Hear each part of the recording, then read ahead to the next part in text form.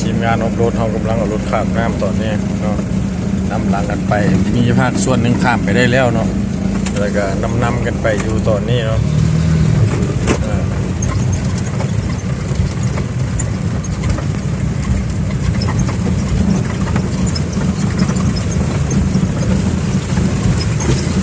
เฮียงขับเองงานนี่สุดยอด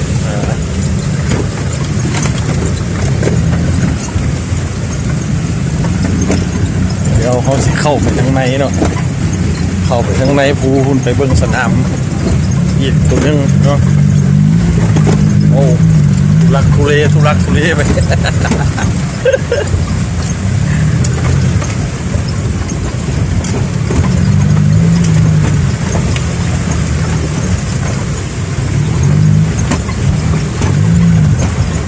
ขั้นทำหลังไปเองเนาะ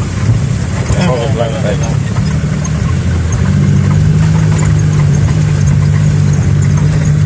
อันนี้เป็นสภาพเส้นทางที่เขาเข้าไปเนาะ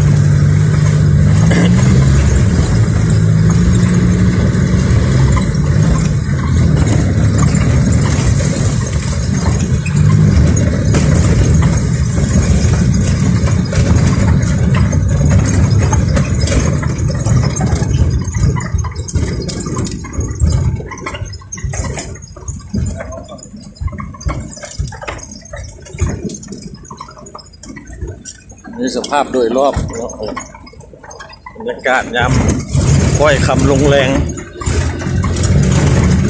ภาพอาจจะสั้นไหวเด้อมันทุลักทุเลในหนทาง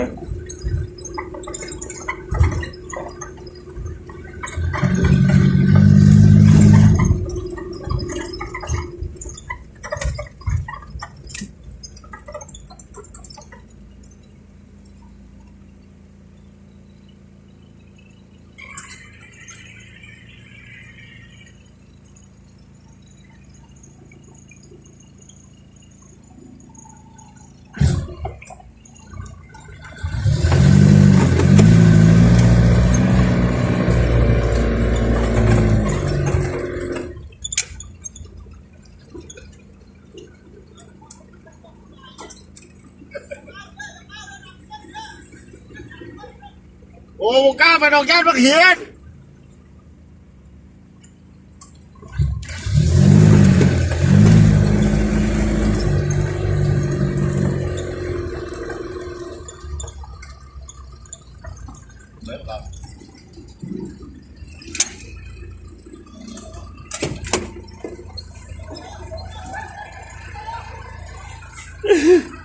กำลังไปไซโลตอนนี้ไซโลเพื่อบืนขึ้นเพราะว่าหนทางทั้งหน้านี่สั้น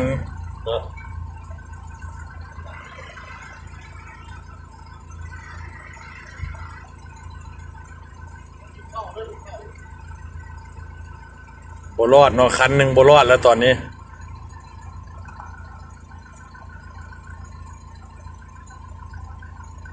คันหนึ่งบ่รอดแล้วกำลังถอยกลับเพราะสภาพมีคันนึงไก่ใต้ไฟสัญญาณมาอยู่บนเนาะรีโวเอาปืนไปตัวเนาะได้แล้วขึ้นได้แล้ว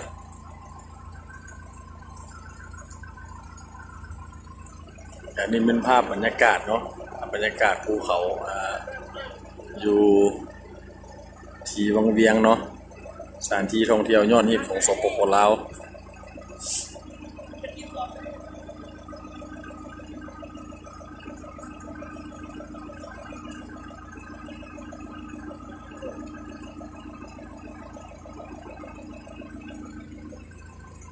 ไปแล้วขึ้นไปแล้วอีกคันหนึ่งแล้ว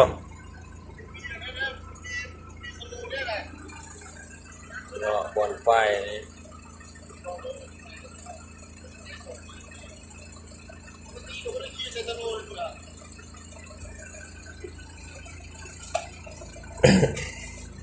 ลองก็เด้อว่าเข้าปะ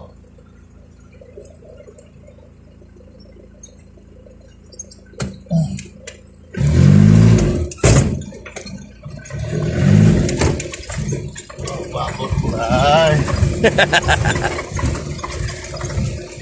ไปแล้ววันนี้เขา ผู้สูงนะตัวนี้ กับพย่านเฮ็ดเลยอีแหบเขาเฮ็ดเลย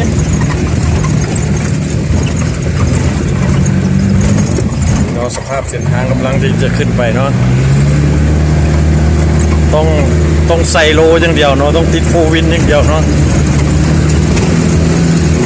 พวกนี้โฟวินเมนขึ้นบ่ได้เนาะ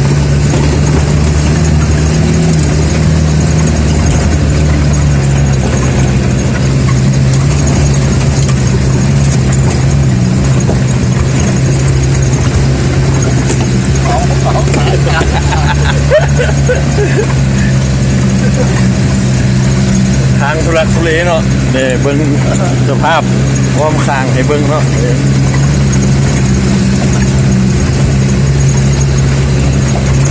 เบียร์ความมันนึงมันนืดไปแล้ว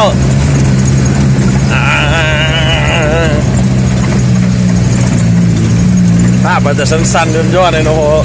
ปุ๊ขึ้นไปถึงพูดว่าสถานที่เดียวขึ้นมาลุ่มพูน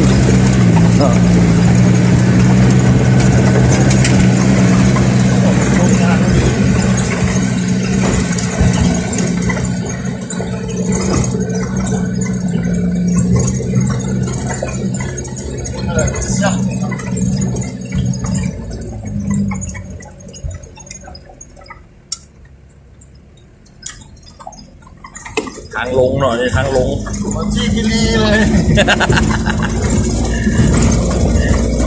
นี่เป็นทางลง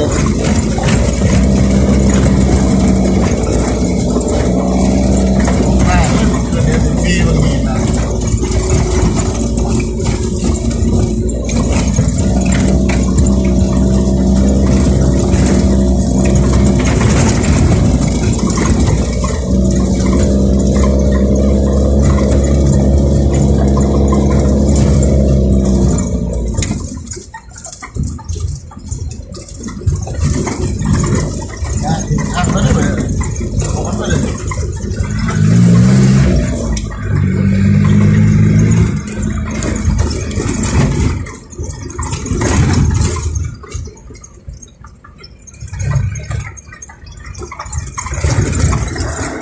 เนี่ยบุญทันมันจอดรอ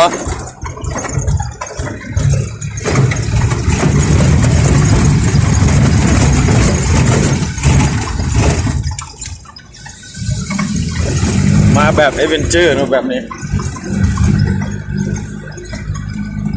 ไปแล้วขันน้ำหน้าไปแล้ว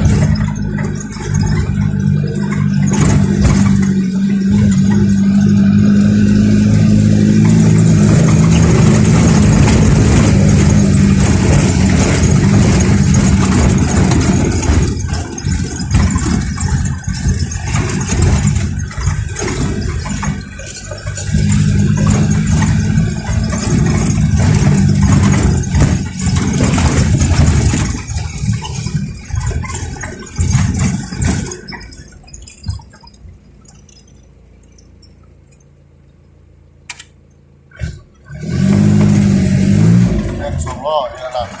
อันนี้ห้าอันนี้โลอีกเอาละเดี๋ยว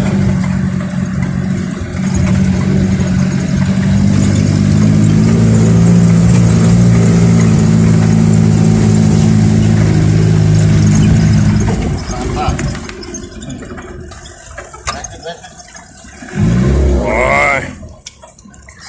ฝุ่นไงง่วงเลย ดึงขึ้นนั่นไหมเลย มือโบวาง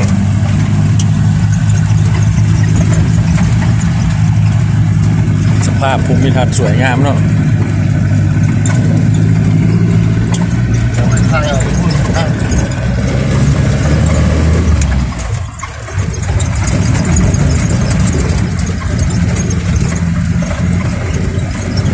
โอ้โหขี้ฝุ่นปุ๊บเลยทั้งนั้น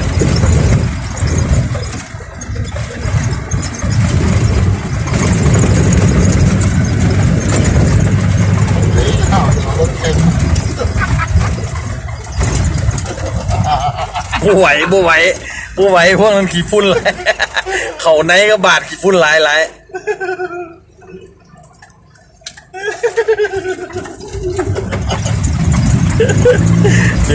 เจอขี้ฝุ่นหลายอยู่บ่ได้เหรอ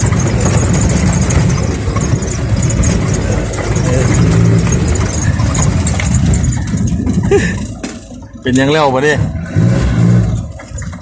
อันนั้นลูกแข่ง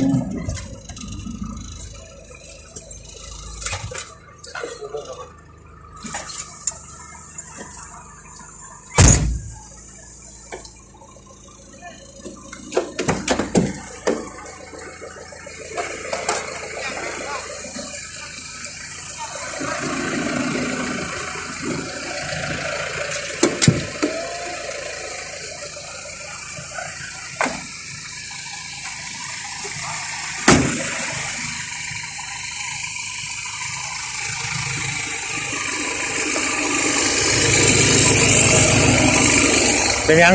ได้เบียร์นะครับมาเลย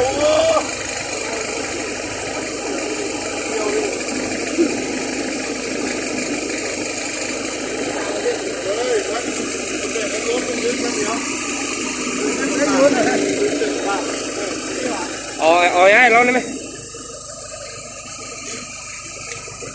ฝากเธอได้ถ่ายด้วยเดี๋ยวจะเอาไปลง YouTube เดี๋ยวไป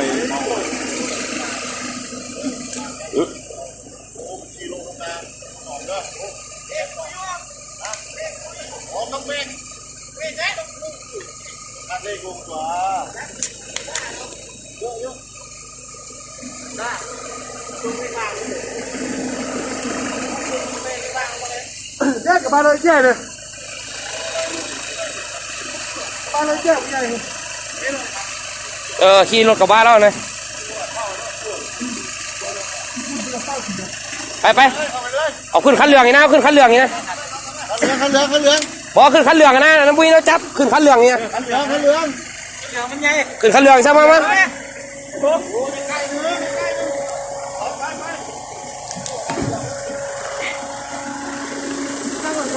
เอาให้